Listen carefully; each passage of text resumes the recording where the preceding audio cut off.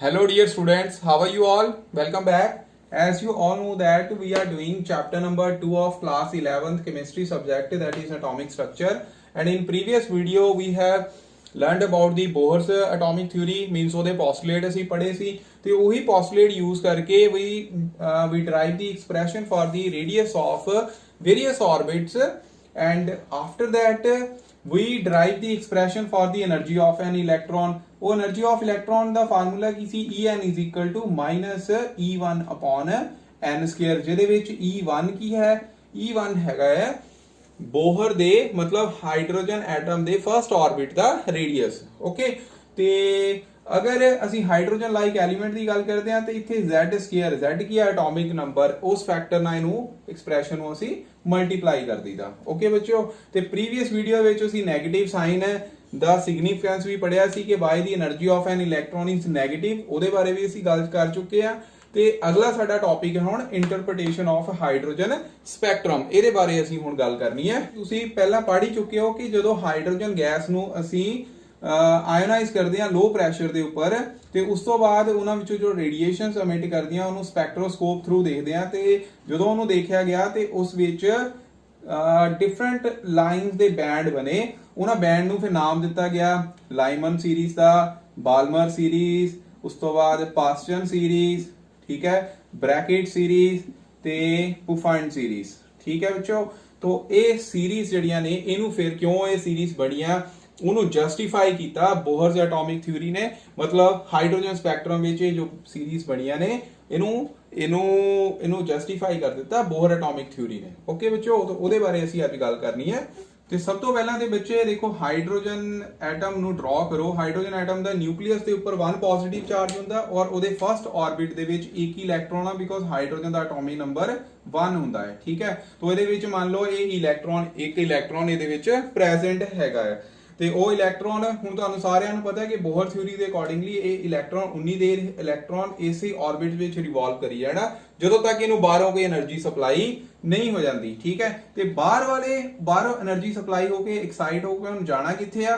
ਅਪਰ levels ਦੇ ਵਿੱਚ, ਜਿਹੜੇ ਕਿ ਹੈਗੇ ਐਮਟੀ, ਇਹਨਾਂ ਨੂੰ ਅਸੀਂ ਐਮਟੀ ਆਰਬਿਟਸ ਕਹਿੰਦੇ ਆ, ਖਾਲੀ। ਠੀਕ ਹੈ, ਇਸ ਤਰ੍ਹਾਂ ਨਾਲ 1 2 3 4 ਇਹ ਫਰਸਟ ਲੈਵਲ ਆ। ਫਰਸਟ ਨੂੰ ਅਸੀਂ K ਸ਼ੈਲ ਮੰਨ ਲਿਆ, ਸੈਕਿੰਡ ਨੂੰ ਕੀ ਕਹਿੰਦੇ ਆ? L ਸ਼ੈਲ, ਥਰਡ ਕੀ ਹੁੰਦੀ ਆ? M ਸ਼ੈਲ, ਔਰ ਫੋਰਥ ਕੀ ਆ? N shell. ਓਕੇ ਬੱਚੋ, ਮਤਲਬ ਇੱਥੇ N ਦੀ ਵੈਲਿਊ 1 ਆ, ਇੱਥੇ 2, ਇੱਥੇ 3 ਔਰ ਇਹਦੇ ਵਿੱਚ 4।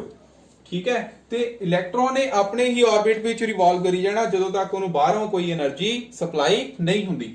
ਤੇ ਹੁਣ ਮੰਨ ਲਓ ਇਸ ਇਲੈਕਟ੍ਰੋਨ ਨੂੰ ਬਾਹਰੋਂ એનર્ਜੀ ਸਪਲਾਈ ਹੋ ਗਈ, ਮਤਲਬ ਕਹਿ ਲਓ ਵੀ ਇਹ ਕਰੋਨਾ ਆ ਗਿਆ।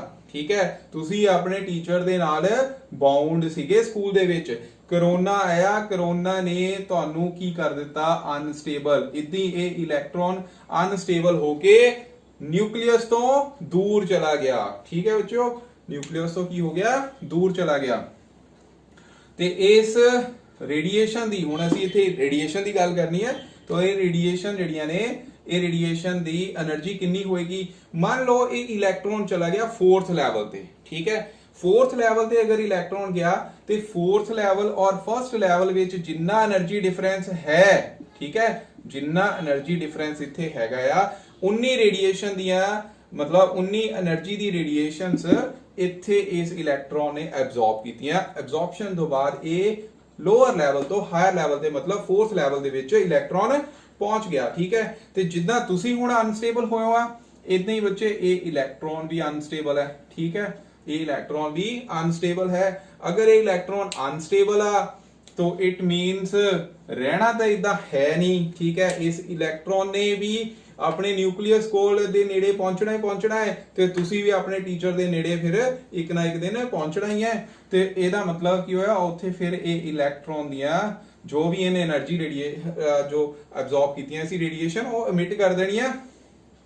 और अगर हुण फर्स्ट लैवल दे विच दोबारा जा रहा तो उन्नियां ही बच्चे रेडिएशंस इन दोबारा की कर देनियां? एमिट कर देनी है। इन्नी गल है बस। ठीक है, एमिशन हो गई।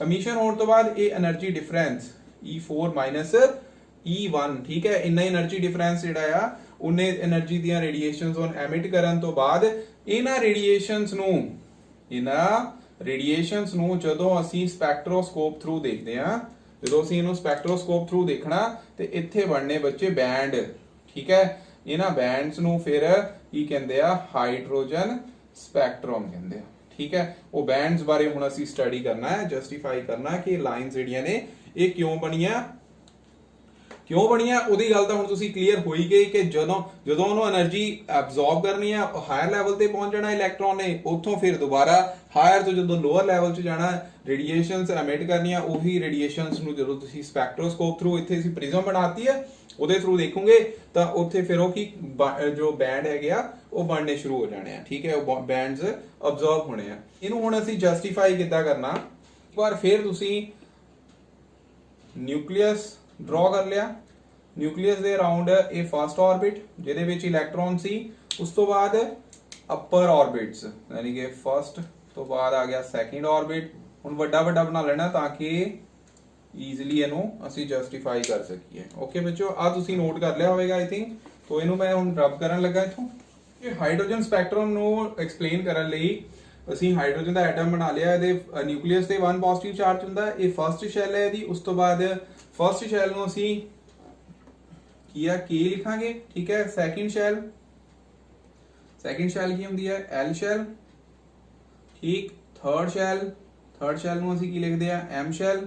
ਉਸ ਤੋਂ ਬਾਅਦ fourth shell N shell, fifth shell O shell and sixth shell ਇਹਨੂੰ ਕੀ ਲਿਖਾਂਗੇ, P ਸ਼ੈਲ। ਮਤਲਬ n ਦੀ ਵੈਲਿਊ 1 ਤੋਂ ਲੈ ਕੇ n ਦੀ ਵੈਲਿਊ 6 ਤੱਕ ਅਸੀਂ ਸ਼ੈਲਸ ਜਿਹੜੀਆਂ ਨੇ ਉਹ ਬਣਾ ਲਈਆਂ, ਠੀਕ ਹੈ। ਤੇ ਸਪੋਜ਼ ਕਰੋ ਹੁਣ ਇਲੈਕਟ੍ਰੋਨ ਜੋ ਪ੍ਰੈਜ਼ੈਂਟ ਹੈ ਉਹ ਹਾਇਰ ਲੈਵਲ ਦੇ ਵਿੱਚ ਆ, ਠੀਕ ਹੈ। ਕਿੱਥੇ ਪ੍ਰੈਜ਼ੈਂਟ ਆ, ਸਪੋਜ਼ ਕਰੋ electron is present in the 6th shell, okay. ਤੇ ਅਗਰ ਇਹ ਇਲੈਕਟ੍ਰੋਨ 6th ਸ਼ੈਲ ਦੇ ਵਿੱਚ ਪ੍ਰੈਜ਼ੈਂਟ ਆ ਤੇ 6th ਸ਼ੈਲ ਤੋਂ ਬੱਚੇ ਇਹਨੇ ਨੀਚੇ ਆਣਾ ਹੈ। ਔਰ ਅਗਰ ਇਹ ਇਲੈਕਟ੍ਰੋਨ ਨੀਚੇ ਫਸਟ ਸ਼ੈਲ ਦੇ ਵਿੱਚ ਆਉਂਦਾ ਹੈ એનર્ਜੀ ਰੇਡੀਏਸ਼ਨ ਐਮਿਟ ਕਰਨ ਤੋਂ ਬਾਅਦ, ਠੀਕ ਹੈ। ਜਿੰਨਾ ਵੀ એનર્ਜੀ ਡਿਫਰੈਂਸ ਹੋਏਗਾ ਤੇ ਇੱਥੇ ਜੋ ਬੈਂਡ ਬਣਦਾ ਹੈ ਇਸ ਨੂੰ ਅਸੀਂ ਕੀ ਕਹਿੰਦੇ ਆ, ਉਹਨੂੰ ਕੀ ਕਹਿੰਦੇ ਆ, ਲਾਈਮਨ ਸੀਰੀਜ਼, ਜਿਹਦੇ ਬਾਰੇ ਤੁਸੀਂ ਪੜ੍ਹ ਚੁੱਕੇ ਹੋ। ਤਾਂ ਇਹ ਕੀ ਹੈਗਾ, ਲਾਈਮਨ ਸੀਰੀਜ਼, ਠੀਕ ਹੈ। ਨੋਟ ਕਰ ਲਓ, ਲਾਈਮਨ ਸੀਰੀਜ਼ ਮਤਲਬ ਇਲੈਕਟ੍ਰੋਨ ਨੇ ਗਰਾਊਂਡ ਸਟੇਟ ਦੇ ਵਿੱਚ ਆ ਜਾਣਾ ਫਸਟ ਸ਼ੈਲ ਦੇ, ਮਤਲਬ ਲੋਐਸਟ એનર્ਜੀ ਜਿੱਥੇ ਇਲੈਕਟ੍ਰੋਨ ਦੀ ਹੈ ਉਸ ਲੈਵਲ ਦੇ ਵਿੱਚ ਆ ਜਾਣਾ। ਕਿਹੜੇ ਲੈਵਲ ਤੋਂ ਆ ਸਕਦਾ, ਹੁਣ ਇਹ ਨਹੀਂ ਹੈ ਕਿ 6th ਲੈਵਲ ਤੋਂ ਆਣਾ, ਉਹ 5th ਤੋਂ ਵੀ ਫਸਟ ਤੇ ਆ ਸਕਦਾ, 4th ਤੋਂ ਵੀ ਫਸਟ ਤੇ ਆ ਸਕਦਾ, 3rd ਤੋਂ ਵੀ ਫਸਟ ਤੇ ਆ ਸਕਦਾ, 2nd ਤੋਂ ਵੀ ਫਸਟ ਤੇ ਆ ਸਕਦਾ। ਇਹਦਾ ਮਤਲਬ n1 1 ਰਹਿਣਾ ਤੇ n2 ਦੀ ਵੈਲਿਊ ਕੀ ਆ ਜਾਣੀ, 2 3 4 ਸੋ ਔਨ, ਠੀਕ ਹੈ। ਮਤਲਬ ਕਿ ਅਗਰ ਇਹ 5th ਲੈਵਲ ਤੋਂ ਆ ਰਿਹਾ ਉਹਨੂੰ ਇਦਾਂ ਡਰਾ ਕਰੂੰਗੇ, ਫਿਰ ਉਸ ਤੋਂ ਬਾਅਦ 4th ਤੋਂ 3rd ਤੋਂ ਵੀ ਆ ਸਕਦਾ, ਠੀਕ ਹੈ। ਤਾਂ ਇਹ ਟ੍ਰਾਂਜੀਸ਼ਨਸ ਹੋ ਗਈਆਂ, ਇਹ ਟ੍ਰਾਂਜੀਸ਼ਨਸ ਆ। ਔਰ ਇਹਨੂੰ ਅਸੀਂ ਕਿਹਦਾ ਨਾਮ ਦਵਾਂਗੇ, ਲਾਈਮਨ ਸੀਰੀਜ਼ ਦਾ। ਓਕੇ ਬੱਚਿਓ, ਤੇ ਇਦਾਂ ਹੀ ਜੇਕਰ ਇਲੈਕਟ੍ਰੋਨ ਹੁਣ 6th ਲੈਵਲ ਤੋਂ ਮੰਨ ਲਓ ਆਉਂਦਾ ਹੈ ਬੱਚੇ ਟ੍ਰਾਂਜੀਸ਼ਨ ਕਰਨ ਤੋਂ ਬਾਅਦ ਸੈਕਿੰਡ ਲੈਵਲ ਤੇ, ਇਦਾਂ ਹੀ 5th ਤੋਂ ਸੈਕਿੰਡ ਤੇ ਆ ਸਕਦਾ, 4th ਤੋਂ ਆ ਸਕਦਾ, 3rd ਤੋਂ ਸੈਕਿੰਡ ਤੇ ਆ ਸਕਦਾ। ਔਰ ਇਹਦਾ ਨਾਮ ਦਿੱਤਾ ਗਿਆ ਫਿਰ ਬਾਲਮਰ ਸੀਰੀਜ਼। ਇਹਦਾ ਮਤਲਬ ਇੱਥੇ n1 ਦੀ ਵੈਲਿਊ ਬਾਲਮਰ ਲਈ, ਬਾਲਮਰ ਨੋਟ ਕਰ ਲਓ, ਬਾਲਮਰ ਲਈ n1 ਦੀ ਵੈਲਿਊ 2 ਆ ਔਰ n2 ਕਿੰਨਾ ਹੋਣਾ, 3 4 5 so on, 3 4 5 and so on, ਉਹਨੂੰ ਕੀ ਕਹਾਂਗੇ, ਬਾਲਮਰ ਸੀਰੀਜ਼। ਇਸੇ ਤਰ੍ਹਾਂ ਬੱਚੇ ਅਗਰ ਇਹੀ ਇਲੈਕਟ੍ਰੋਨ ਇਹਦੇ ਕੋਲ ਇਹ એનર્ਜੀ ਇੰਨੀ ਕੁ ਰੇਡੀਏਸ਼ਨ ਐਮਿਟ ਕਰਦਾ ਹੈ ਕਿ ਇਹ 3rd ਲੈਵਲ ਦੇ ਵਿੱਚ ਟ੍ਰਾਂਜੀਸ਼ਨ ਤੋਂ ਬਾਅਦ ਆ ਜਾਂਦਾ, ਠੀਕ ਹੈ। 3rd ਲੈਵਲ ਦੇ ਵਿੱਚ ਉਹ 6th ਤੋਂ 3rd ਦੇ ਵਿੱਚ ਜਾਂ 5th ਤੋਂ 3rd ਦੇ ਵਿੱਚ ਜਾਂ ਫਿਰ 4th ਤੋਂ 3rd ਦੇ ਵਿੱਚ ਆ ਸਕਦਾ, ਠੀਕ। ਤੇ ਇੱਥੇ ਜਿਹੜਾ ਬੈਂਡ ਬੰਦਾ ਇਹਦਾ ਨਾਮ ਦਿੱਤਾ ਗਿਆ ਪਾਸਚਨ ਸੀਰੀਜ਼ ਦਾ। ਤਾਂ ਪਾਸਚਨ ਬੱਚੇ ਇਹ ਸਾਰੇ ਨੇਮ ਪਰਸਨਸ ਦੇ ਨੇ, ਉਹਨਾਂ ਦੇ ਨਾਮ ਤੋਂ ਹੀ ਇਹ ਸੀਰੀਜ਼ ਦਾ ਨਾਮ ਰੱਖ ਦਿੱਤਾ ਗਿਆ। ਇਹ ਕੀ ਹੈ, ਪਾਸਚਨ ਸੀਰੀਜ਼। ਤੇ ਪਾਸਚਨ ਸੀਰੀਜ਼ ਦੇ ਲਈ n ਦੀ ਵੈਲਿਊ n1 ਕਿੰਨਾ ਹੈ, 3 ਤੇ n2 ਕਿੰਨਾ ਹੋਊਗਾ, 4 5 6 ਸੋ ਔਨ, 4 5 6 ਸੋ ਔਨ। ਇਸੇ ਤਰ੍ਹਾਂ ਬੱਚੇ ਪਾਸਚਨ ਤੋਂ ਬਾਅਦ ਅਗਰ ਉਹੀ ਇਲੈਕਟ੍ਰੋਨ 4th ਲੈਵਲ ਦੇ ਵਿੱਚ ਆ ਜਾਂਦਾ, ਠੀਕ ਹੈ। 4th ਲੈਵਲ ਦੇ ਵਿੱਚ 4th ਲੈਵਲ ਦੇ ਵਿੱਚ ਕਿੱਥੋਂ 6th ਤੋਂ 4th ਦੇ ਵਿੱਚ, ਸਿਮਿਲਰਲੀ 5th ਤੋਂ 4th ਦੇ ਵਿੱਚ ਜਿਹੜਾ ਬੈਂਡ ਬਣਨਾ ਹੈ ਇਹਦਾ ਨਾਮ ਦਿੱਤਾ ਗਿਆ ਬ੍ਰੈਕਟ ਸੀਰੀਜ਼। ਕੀ ਨਾਮ ਦਿੱਤਾ ਗਿਆ, ਬ੍ਰੈਕਟ ਸੀਰੀਜ਼। ਔਰ ਬ੍ਰੈਕਟ ਸੀਰੀਜ਼ ਲਈ n1 ਕਿੰਨਾ ਹੋ ਗਿਆ ਬੱਚੋ, ਕਿੰਨਾ ਹੋ ਗਿਆ 4, n2 ਕਿੰਨਾ ਹੋ ਗਿਆ 5 6 ਸੋ ਔਨ, ਠੀਕ ਹੈ। ਅਗਰ ਇਹੀ 6 ਤੋਂ ਫਿਰ ਇਲੈਕਟ੍ਰੋਨ 5th ਲੈਵਲ ਦੇ ਵਿੱਚ ਆਂਦਾ ਤੇ ਇਹਦੀ 7 ਤੋਂ ਅਗਲਾ ਲੈਵਲ 7th ਆਊਗਾ। 7 ਤੋਂ ਇਸ ਲੈਵਲ ਦੇ ਵਿੱਚ ਆਂਦਾ ਤੇ ਇਹਦਾ ਨਾਮ ਰੱਖਿਆ ਗਿਆ, ਜੋ ਪਰਸਨ ਨੇ ਇਹਨੂੰ ਐਕਸਪਲੇਨ ਕੀਤਾ ਸੀ, ਬ੍ਰੈਕਟ ਤੋਂ ਬਾਅਦ ਕੀ ਆ ਗਿਆ, ਪੁਫੰਡ ਸੀਰੀਜ਼। ਠੀਕ ਹੈ, ਕਿਹੜੀ ਸੀਰੀਜ਼, ਪੁਫੰਡ ਸੀਰੀਜ਼। ਔਰ ਇਹਦੇ ਲਈ n1 ਕਿੰਨਾ ਹੋ ਗਿਆ ਫਿਰ 5th, ਤੇ n2 5th ਤੋਂ ਅਗਲਾ ਲੈਵਲ ਹੁੰਦਾ 6th 7th 8th so on, ਇਹ ਇਦਾਂ ਚੱਲੀ ਜਾਣਾ। ਠੀਕ ਹੈ ਬੱਚੋ। ਤੇ ਇਸ ਤੋਂ ਬਾਅਦ ਅਗਲੀ ਜਿਹੜੀ ਅਗਲਾ ਜੇ ਮੰਨ ਲਓ ਇਲੈਕਟ੍ਰੋਨ, ਇਹ ਤੋਂ ਵੀ ਕਿਉਂਕਿ ਅਪਰ ਲੈਵਲ ਹੋਣੇ ਆ। ਠੀਕ ਹੈ, ਇੱਥੇ ਆਰਬਿਟ ਤਾਂ ਖਤਮ ਹੋ ਨਹੀਂ ਗਏ। ਮੰਨ ਲਓ ਇਲੈਕਟ੍ਰੋਨ ਇੱਥੇ ਪਿਆ ਹੋਇਆ, ਅਗਰ ਉਹੀ ਇਲੈਕਟ੍ਰੋਨ 6 ਲੈਵਲ ਦੇ ਵਿੱਚ ਆਂਦਾ ਹੈ, ਮਤਲਬ n ਦੀ ਵੈਲਿਊ n1 ਦੀ ਵੈਲਿਊ 6 ਆਂਦੀ ਹੈ, ਤੇ n2 ਜਿਹੜਾ ਆ ਉਹ 7 8 9 ਇਦਾਂ ਆਂਦਾ ਹੈ। ਤੇ ਫਿਰ ਉਹਦਾ ਨਾਮ ਰੱਖਿਆ ਗਿਆ ਹਮਫੈਰੀ ਸੀਰੀਜ਼। ਠੀਕ ਹੈ, ਹਮਫੈਰੀ सीरीज, हम फेरी HUMPHERY, हम फेरी सीरीज। ठीक है, तो इस तरह बच्चे इनू हाइड्रोजन स्पैक्ट्रम ਨੂੰ ਜਿਹਦੇ ਉਹਦੇ ਵਿੱਚ ਜੋ ਬੈਂਡਸ ਬਣ ਰਹੇ ਨੇ ਉਹਨੂੰ ਜਸਟੀਫਾਈ ਕੀਤਾ। ਠੀਕ, ਹਲੇ ਜਸਟੀਫਿਕੇਸ਼ਨ ਜਿਹੜੀ ਹੈ ਮੇਨ ਜੋ એનર્ਜੀ ਦਾ ਫਾਰਮੂਲਾ ਹੈ ਉਹਦੇ ਬਾਰੇ ਅਸੀਂ ਹੁਣ ਗੱਲ ਕਰਨੀ ਹੈ। ਅਗਲਾ ਟੌਪਿਕ ਸਾਡਾ ਉਹੀ ਹੈ।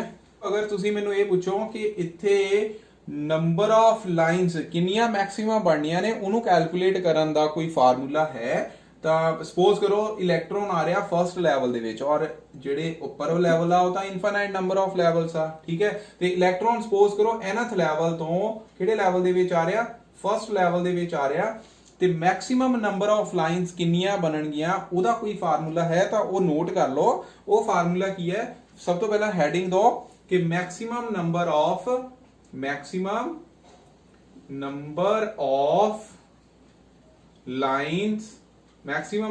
lines produced when an electron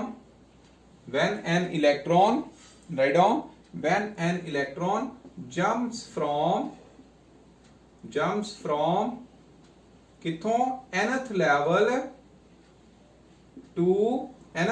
to n is equal to first level, मतलब कि ग्राउंड ਲੈਵਲ ਦੇ ਵਿੱਚ। ਠੀਕ ਹੈ, ਕਿਹੜੇ ਲੈਵਲ ਦੇ ਵਿੱਚ, ग्राउंड ਲੈਵਲ ਦੇ ਵਿੱਚ ਜਦੋਂ ਉਹਨੇ ਮਤਲਬ ਫਾਲ ਕਰਨਾ ਹੈ ਤਾਂ ਉੱਥੇ ਕਿੰਨੀਆਂ ਲਾਈਨਸ ਜਿਹੜੀਆਂ ਪ੍ਰੋਡਿਊਸ ਹੋ ਸਕਦੀਆਂ, ਤਾਂ ਉਹਦਾ ਫਾਰਮੂਲਾ ਕੀ ਹੁੰਦਾ ਹੈ, n into n minus 1 divided by 2, n into n minus 1 divided by 2। ਠੀਕ ਹੈ, ਤੇ ਇਹੀ ਫਾਰਮੂਲੇ ਨੂੰ ਤੁਸੀਂ ਜਰਨਲਾਈਜ਼ ਕਰਨਾ ਹੈ। ਮੰਨ ਲਓ ਇੱਥੇ n2 ਲੈਵਲ ਤੋਂ ਟ੍ਰਾਂਜੀਸ਼ਨ ਹੋਣੀ ਆ n1 ਲੈਵਲ ਦੇ ਵਿੱਚ ਕੋਈ ਵੀ, ਫਿਰ ਫਾਰਮੂਲਾ ਕੀ ਬਣ ਜਾਣਾ, ਉਹ ਫਾਰਮੂਲਾ ਹੋਣਾ ਹੈ ਜਿਹੜੇ ਲੈਵਲ ਤੋਂ ਇਲੈਕਟ੍ਰੋਨਸ ਆ ਰਹੇ ਆ ਔਰ ਉਹਨਾਂ ਵਿੱਚ ਉਹਨਾਂ ਦਾ ਡਿਫਰੈਂਸ, ਮਤਲਬ n2 n1 ਫਾਰਮੂਲਾ ਇਸ ਤਰ੍ਹਾਂ ਹੋ ਜਾਣਾ, ਮਤਲਬ ਨੰਬਰ ਆਫ ਲਾਈਨਸ ਤੁਸੀਂ ਇੱਥੋਂ ਫਿਰ ਕੈਲਕੂਲੇਟ ਕਰ ਸਕਦੇ ਆ। ਤਾਂ ਇਹ ਫਾਰਮੂਲਾ ਪਲੀਜ਼ ਨੋਟ ਕਰ ਲਓ। ਠੀਕ ਹੈ, ਕਰੋ।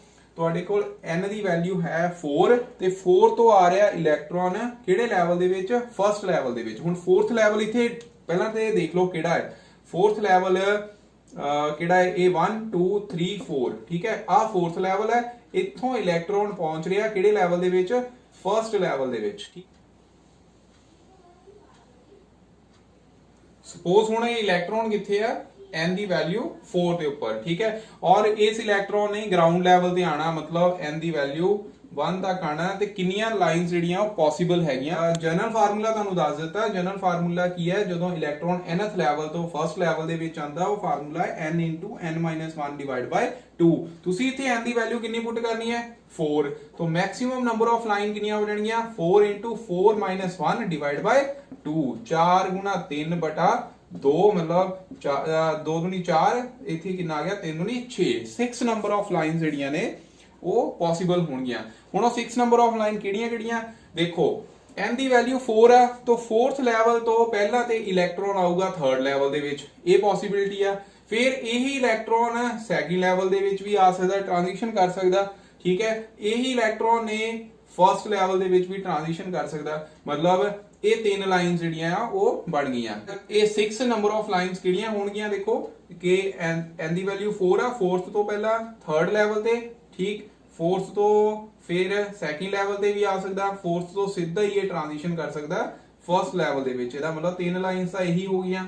ਫਿਰ ਇਲੈਕਟ੍ਰੋਨ ਹੁਣ ਸਪੋਜ਼ ਕਰੋ 3rd ਲੈਵਲ ਤੇ ਆ, ਤਾਂ 3rd ਲੈਵਲ ਤੋਂ ਇਹ ਪਹਿਲਾਂ 2nd ਤੇ ਜਾ ਸਕਦਾ, ਫਿਰ ਇਹੀ ਇਲੈਕਟ੍ਰੋਨ 3rd ਤੋਂ ਫਰਸਟ ਲੈਵਲ ਦੇ ਵਿੱਚ ਆ ਸਕਦਾ, ਮਤਲਬ ਹੁਣ ਇਹ ਇਲੈਕਟ੍ਰੋਨ ਕਿੱਥੇ ਆ ਗਿਆ, 3rd ਵਿੱਚ, थर्ड तो सैकेंड, फिर सैकेंड तो फर्स्ट, तो 2 नंबर ऑफ लाइन्स ये बन गई।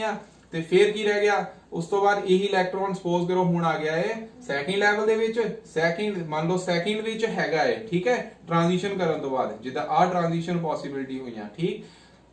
ਇੱਥੇ ਗੱਲ ਸਮਝੋ ਕਿ ਫੋਰਥ ਤੋਂ ਥਰਡ, ਸੈਕਿੰਡ ਫਰਸਟ, ਇਦਾਂ ਹੀ ਥਰਡ ਤੋਂ ਸੈਕਿੰਡ ਫਰਸਟ, ਤੇ ਸੈਕਿੰਡ ਤੋਂ ਕਿੱਥੇ ਜਾ ਸਕਦਾ, ਨੀਚੇ ਵਾਲਾ ਲੈਵਲ ਫਰਸਟ ਹੀ ਹੈ, तो सैकेंड तो फर्स्ट एक पॉसिबिलिटी ये आ गई। तो नंबर ऑफ लाइंस बन गई 3 जमा 2 जमा 1 कितनी हो गई टोटल 6 नंबर ऑफ लाइंस बन गई। ठीक है, तो 6 नंबर ऑफ लाइंस ਜਿਹੜੀਆਂ पॉसिबल ਆ ਜਦੋਂ ਇਲੈਕਟ੍ਰੋਨ फोर्थ ਲੈਵਲ ਤੋਂ फर्स्ट ਲੈਵਲ ਦੇ ਵਿੱਚ ट्रांजिशन ਕਰਦਾ ਹੈ। ओके बच्चों, सो ਇਹ ਸੀਗਾ ਬੱਚੇ ट्रांजिशन ਦੇ ਬਾਰੇ, मतलब जो सीरीज नंबर ऑफ सीरीज ਇੱਥੇ ਬਣਦੀਆਂ ਪਈਆਂ ਉਹਦੇ ਬਾਰੇ। ਤੇ ਹੁਣ ਅਸੀਂ ਐਕਸਪ੍ਰੈਸ਼ਨ ਫਾਈंड ਆਊਟ ਕਰਨਾ ਹੈ, एक्सप्रेशन ड्राइव करना, जो रेडबर्ग फार्मूला सीगा वो बोहर तो किद्दां जस्टिफाई होया ਉਹਦੇ ਬਾਰੇ ਹੁਣ ਅਸੀਂ ਗੱਲ ਕਰਨੀ है। आओ ਉਹਦੇ ਬਾਰੇ पढ़ते हैं। सो बच्चे सपोज करो कि इलैक्ट्रॉन जो है वो प्रीवियस यानी कि इनिशियली वो हायर लैवल किहड़े विच आ E2 लैवल दे विच, ठीक है। उस तो बाद वो ट्रांजिशन करन तो बाद आ जांदा है E1 एनर्जी लैवल दे विच, किहदे विच E1 एनर्जी लैवल दे विच, ठीक। तो इन्हां दोनां दा एनर्जी डिफरेंस कितना हो गया, उहनूं किदां लिखांगे delta E is equal to E2 minus E1, इन्हां दा एनर्जी डिफरेंस हो गया है E2 माइनस E1। ते तुहानूं सारे बच्चों नूं इन्नी गल इन्ना ते पता है कि जो E ਦਾ ਫਾਰਮੂਲਾ प्लैंक्स थ्योरी ਦੇ ਅਕੋਰਡਿੰਗਲੀ ਕੀ ਆ H into न्यू, ठीक। ਤੇ न्यू ਅਸੀਂ ਪਿੱਛੇ ਇਲੈਕਟ੍ਰੋਮੈਗਨੈਟਿਕ ਸਪੈਕਟਰਮ ਪੜਿਆ ਸੀ, ਉਹ ਚ ਪੜਿਆ ਸੀ ਕਿ न्यू ਕਿਹਦੇ ਇਕੁਅਲ ਹੁੰਦਾ C लैम्डा। ओके, तो ਇਹਦਾ मतलब एनर्जी और वेवलेंथ एक दूजे ਦੇ ਇਨਵਰਸਲੀ ਪ੍ਰੋਪੋਰਸ਼ਨਲ ਹੋ ਗਏ, मतलब ਜਿਹੜੀ ਰੇਡੀਏਸ਼ਨ ਦੀ ਵੇਵਲੈਂਥ ਜ਼ਿਆਦਾ ਹੋਏਗੀ ਉਹਦੀ એનર્ਜੀ ਕੀ ਹੋਏਗੀ, ਘੱਟ ਹੋਏਗੀ। ਠੀਕ ਹੈ, ਇਹ ਵੀ ਗੱਲ ਇੱਥੇ ਜਸਟੀਫਾਈ ਹੁੰਦੀ ਪਈ ਆ। लैम्डा ਹੁਣ ਕਿਹਦੇ ਇਕੁਅਲ ਆ ਗਿਆ delta E upon H into C, H into C। और ਸਾਰੇ ਬੱਚਿਆਂ ਨੂੰ ਪਤਾ ਹੈ ਕਿ H ਤਾਂ C ਦੋਨੋਂ ਹੁੰਦੇ ਕਾਂਸਟੈਂਟ, ਤੇ ਆ ਡਿਫਰੈਂਸ ਜਿਹੜਾ ਹੈ ਇਹ ਵੀ ਪਾਰਟਿਕੂਲਰ ਡਿਫਰੈਂਸ ਹੋਣਾ ਹੈ, ਠੀਕ ਹੈ। मतलब E2 ਤੇ E1 ਦੇ ਵਿੱਚ ਉਹ ਵੀ ਇੱਕ ਡੈਫੀਨਿਟ એનર્ਜੀ ਡਿਫਰੈਂਸ ਹੋਏਗਾ, ਤੇ ਉੱਥੇ ਫਿਰ ਜੋ ਵੇਵਲੈਂਥ ਹੈ ਉਹ ਵੀ ਕੀ ਹੋ ਜਾਣੀ ਹੈ ਡੈਫੀਨਿਟ, ठीक है, वो भी की हो जाएगी डेफिनेट हो जाएगी। मतलब एक पर्टिकुलर वेवलेंथ दी रेडिएशन जड़ियां ने उथे एमिट करनियां ने, और वो जो रेडिएशंस फिर जे यही एनर्जी डिफरेंस E1 E2 मतलब ये दो एनर्जी लैवल है, इदी कोई होर एनर्जी लैवल आ उन्हां विच फिर कोई होर वेवलेंथ होनी है, ठीक है। ते और जो रेडिएशन एमिट करनगे उन्हां दी वेवलेंथ कुछ होगी होर होएगी, मींस ਅਸੀਂ ਕਹਿ ਸਕਦੇ ਹਾਂ ਕਿ different spectral lines in spectra of atoms corresponding to different transitions of electron from higher energy level to lower energy level, ठीक है। तो मतलब हायर एनर्जी तो लोअर एनर्जी ਵਿੱਚ ਜਦੋਂ ਇਲੈਕਟ੍ਰੋਨ ਨੇ ਐਮਿਟ ਕਰਨਾ ਤਾਂ ਰੇਡੀਏਸ਼ਨ ਦੀ ਵੇਵਲੈਂਥ ਜਿਹੜੀ ਆ ਉਹ ਇੱਕ ਡੈਫੀਨਿਟ ਵੇਵਲੈਂਥ ਦੀਆਂ ਰੇਡੀਏਸ਼ਨਸ ਐਮਿਟ ਕਰਦੀਆਂ ਨੇ। ਓਕੇ ਬੱਚੋ, ਤੇ ਸਪੋਜ਼ ਕਰੋ ਹੁਣ ਤੁਹਾਨੂੰ एनर्जी ਦਾ ਐਕਸਪ੍ਰੈਸ਼ਨ ਤਾਂ ਕਰਾਇਆ ਹੀ ਸੀਗਾ, ਠੀਕ ਹੈ। એનર્ਜੀ ਦਾ ਐਕਸਪ੍ਰੈਸ਼ਨ ਕੀ ਕੀਤਾ ਸੀ ਅਸੀਂ ਕਿ En is equal to minus E1 upon n square, ਠੀਕ। ਇਹ ਫਾਰਮੂਲਾ ਸੀ ਕੀ ਡਰਾਈਵ ਕੀਤਾ ਸੀ minus 2 pi m into e raised to power 4 into k ਦੀ ਪਾਵਰ ਕਿੰਨੀ ਸੀਗੀ 2, ठीक है, ਤੇ divide by n square into h square. ਇਹ ਸਾਡਾ ਫਾਰਮੂਲਾ ਸੀ એનર્ਜੀ ਦਾ। ਤੇ ਜੇ ਅਸੀਂ E1 ਦੀ ਗੱਲ ਦੀ ਕਰਦੇ ਆ ਕਿ ਇਹਦੀ એનર્ਜੀ ਉਹ ਕਿਹਦੇ ਇਕੁਅਲ ਆਊਗੀ -2 pi m e raised to power 4 k square upon n1 square into h square, मतलब h ਕੀ ਹੈ ਇੱਥੇ प्लैंक्स कांस्टेंट। ਇਦਾਂ ਹੀ ਸੈਕਿੰਡ ਲੈਵਲ मतलब हायर ਲੈਵਲ ਕੋਈ ਵੀ n2 ਦਾ मतलब ਕੀ ਹੈ हायर ਲੈਵਲ, तो ਇਹਦਾ ਫਾਰਮੂਲਾ ਕੀ ਆਣਾ -2 pi m e raised to power 4 k square divide by n2 square h square, ठीक। तो ਇਹ ਬੱਚੇ ਆ ਗਏ ਦੋ ਲੈਵਲ ਦੇ એનર્ਜੀ ਦੇ ਐਕਸਪ੍ਰੈਸ਼ਨ। ਤੇ ਅਗਰ ਅਸੀਂ ਹੁਣ ਇਹਨਾਂ ਦੋਨਾਂ ਦਾ ਡਿਫਰੈਂਸ ਲੈ ਲੈਂਦੇ ਆ, डिफरेंस मतलब फर्स्ट कोई भी n1 इतने भावें n1 लिख लो, ठीक है, n2 इनू n2 लिख लेने। तो n1 ते n2 they which energy difference हुण कितना आया ਉਹਨੂੰ ਡਿਫਰੈਂਸ ਅਸੀਂ ਸਪੋਜ਼ ਅਸੀਂ ਕੱਢ ਲੈਂਦੇ ਆ। तो डिफरेंस ਕੀ ਹੋਊਗਾ n2 ਦੇ ਵਿੱਚੋਂ n1 ਮਾਈਨਸ ਕਰ ਦੇਣਾ। ਜੇ ਤੁਸੀਂ ਧਿਆਨ ਨਾਲ ਦੇਖੋ ਤਾਂ ਇੱਥੇ ਸਿਰਫ ਡਿਫਰੈਂਸ ਕਾਹਦਾ ਆ ਰਿਹਾ n1 n2 ਦਾ, ਬਾਕੀ ਦੇ ਸਾਰੇ ਕਾਂਸਟੈਂਟ ਹੀ ਆ, ਕਾਮਨ ਆ, ਤੇ ਕਾਮਨ ਫੈਕਟਰ ਨੂੰ ਅਸੀਂ ਬਾਹਰ ਕੱਢ ਲੈਣਾ ਉਹਨੇ 2 ਪਾਈ m e raised to power 4 k square upon h square। ਇੱਥੇ ਕੀ ਆ ਗਿਆ ਫਿਰ, ਠੀਕ ਹੈ, e2 ਇਹ ਵਾਲਾ ਹੈ, तो ਇਹ ਹੈ 네ਗੇਟਿਵ ਸਾਈਨ ਦਾ, ਮਾਈਨਸ n2 ਸਕੁਅਰ, ਆ ਮਾਈਨਸ ਮਾਈਨਸ ਕੀ ਹੋ ਜਾਣਾ ਹੁਣ प्लस, ਤੇ ਇੱਥੇ ਆ ਜਾਣਾ प्लस n 1/n ਸਕੁਅਰ। ਠੀਕ ਹੈ ਬੱਚੋ, तो ਇਹ ਐਕਸਪ੍ਰੈਸ਼ਨ ਆ ਗਿਆ। ਇਹਦੇ ਵਿੱਚ ਆਪਾਂ ਬਾਅਦ ਵਿੱਚ ਇਹਨੂੰ ਇੰਟਰਚੇਂਜ ਕਰ ਲੈਣਾ, ਮਤਲਬ ਪਲੱਸ ਵਾਲੀ ਵੈਲਿਊ ਪਹਿਲਾਂ ਲੈ ਆਉਣੀ, ਮਾਈਨਸ ਵਾਲੀ ਬਾਅਦ ਵਿੱਚ ਲਿਖ ਲਾਂਗੇ।